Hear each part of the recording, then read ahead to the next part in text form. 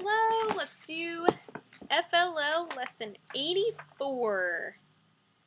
This will be lovely. In fact, what? This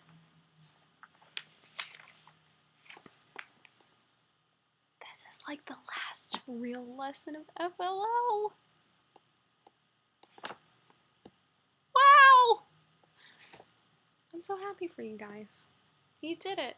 This big old book, you went through it all. And you know what? I bet you've got more of it in your noggin than you think. I sure hope so. No, y'all are smart. I hope you have enjoyed FLL. I know some of you have. I know a lot of you maybe haven't. But this is really great information to have in your noggin that you will use for the rest of your life. You really will, because you always have to write things. So this is really good stuff to know.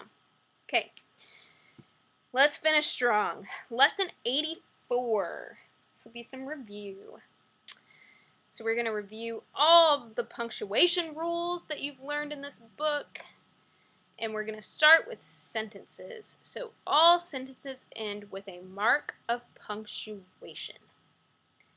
A statement ends with a period. A command ends with a period or an exclamation mark. And a question ends with a question mark. An exclamation ends with an exclamation point. So, you are going to read the sentences in exercise 1, and you will write beside the sentence whether it is a statement, a command, a question, or an exclamation. And you can just write Q for question, S for statement, C for command, and E for exclamation. So go ahead and pause and do that. Alright, exercise 2. A period is not just used to end a sentence. Most abbreviations are also followed by periods. So we're going to look at exercise 2. We're going to read the words, and you need to write the abbreviation beside it, followed by a period. So, Mr., Saint, Street, February, March, Wednesday, Thursday, mile, inch, cup, pound, antemeridium, and postmeridium. You'll go through and write the abbreviation by each of these words. I will tell you, because I don't think we got to this, antemeridium is AM, so before noon, and postmeridium is PM. So I'll just tell you that. And it's A period, M period, and P period, M period, and both of those are capitalized.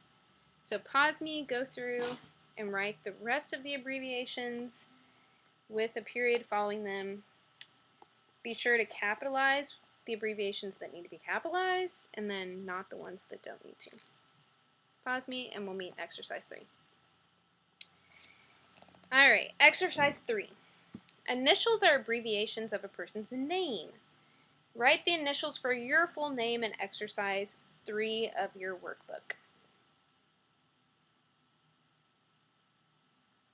Okay. Now, let's talk about the apostrophe. To turn a noun into an adjective that tells whose, we're going to add an apostrophe. If the noun is singular or an irregular plural, we add an apostrophe and then S. If the noun is plural and already ends in an S, we simply add the apostrophe. So,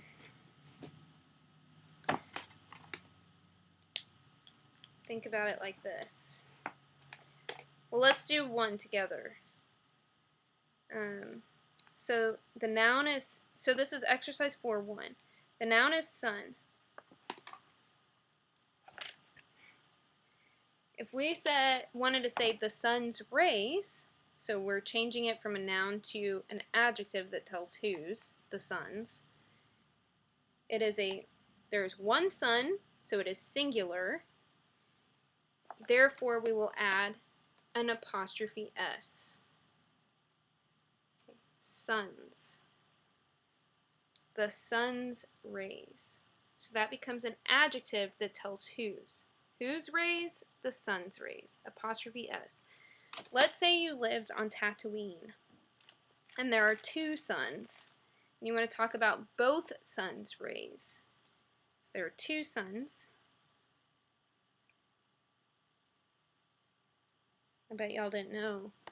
I can talk Star Wars all day long. I love Star Wars. So yes, I can reference Tatooine without blinking an eye.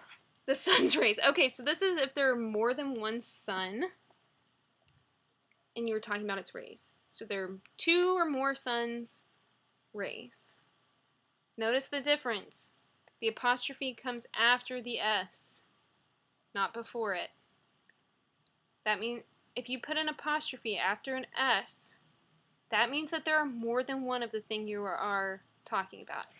Oftentimes, and since we're church-going, Jesus-loving people, well, I see this a lot.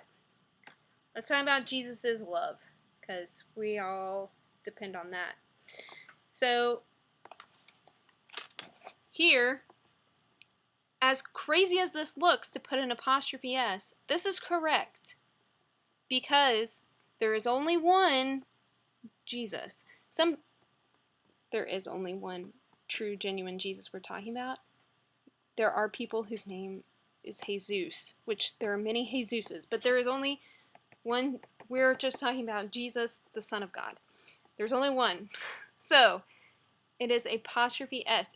If you take away this S and you just leave this apostrophe, you're talking about multiple Jesus's love, which I'm sure a bunch of Jesuses have love. So you could be talking about many Jesus's love. So I'm sure they have love. But if we're just talking about Jesus from the Bible, Jesus' love, this doesn't work because you're referring to multiple things. Okay. I'm off my soapbox. Or like who else what's a common name that ends in S? I can't even think of a common name that ends in S right now. I'm going to be embarrassed because I'm sure one of your names ends in S. Anyway, be careful where you put that apostrophe. All's I'm saying. Alright, so in exercise 4, you're going to go through each of these. Sun, corals, men, rays, skeletons, and snorkels. And, oh, excuse me. What does this want you to do? Okay, so go through sun, corals, and men, and you're going to make an adjective that tells whose from those nouns, putting an apostrophe where it needs to go and an S if you need it. So we've already done suns. Corals, I'll just tell you, that's plural. There's an S and it's referring to many corals. Keep that in mind. And then men, while that is plural, there's more than one man being talked about, it's an irregular plural. So try to write these using an adjective that tells who's on your own. And pause me and we'll meet back in exercise 5. Alright, apostrophes are also used in contractions. It marks the place where one or more letters were taken out, omitted, from the word when they were put together. So we're going to look at exercise 5 and then we're going to write the contractions that those words make together. So they are, when we mash those together to make a contraction, we get there. Notice, they are would be spelled they and then A-R-E. So where we took the A out, we put an apostrophe. Cool. Go ahead and do the next 1, 2, 3, 4, 5 on your own. Pause me and we'll meet back in exercise 6. Okay, moving on from apostrophes to commas. So, commas are used to separate items in a series. These can be individual words, like nouns, verbs, or adjectives, but they can also, they can also be groups of words. Let's look at exercise 6. We're going to need to add some commas to separate the items in these sentences. Coral formations can look like tree branches, animal antlers, or leaves. We need some commas. Coral formations can look like tree branches, comma, animal antlers, comma, or leaves. Let's look at the second one. Fish, mollusks, sea anemones, and starfish live among coral reefs. We're going to need some commas. Fish, comma, mollusks, comma, sea anemones, comma, and starfish live among coral reefs. So those are items in a series, and they need commas. You also use commas to set off nouns of direct address. So when you're talking directly to someone, you often say their name to get their attention. That's called direct address. You're directly addressing someone. When you write a sentence that includes direct address, you use a comma to separate the name of the person from the rest of the sentence. So let's look at exercise 7. Edward, coral polyps take calcium out of the water and store it in their bodies. That's funny that he would use a noun of direct address for that. It's like he really, really needs Edward to know.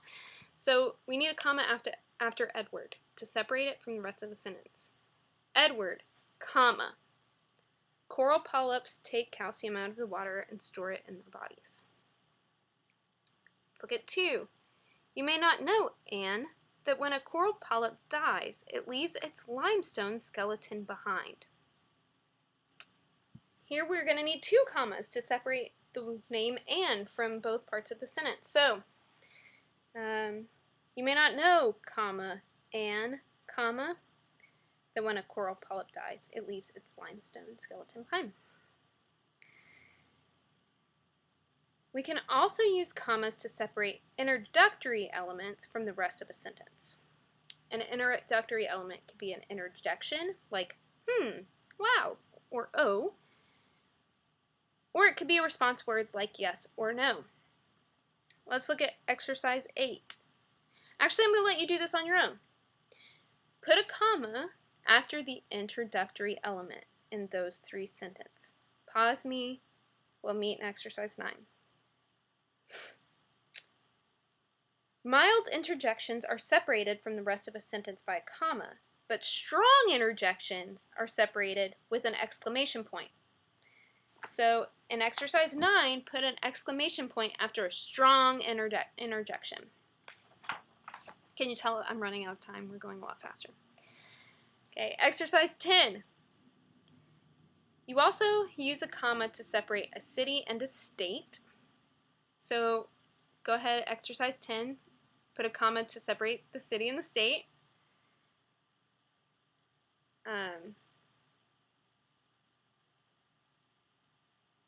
You also need a comma to separate the day and the year when writing a date.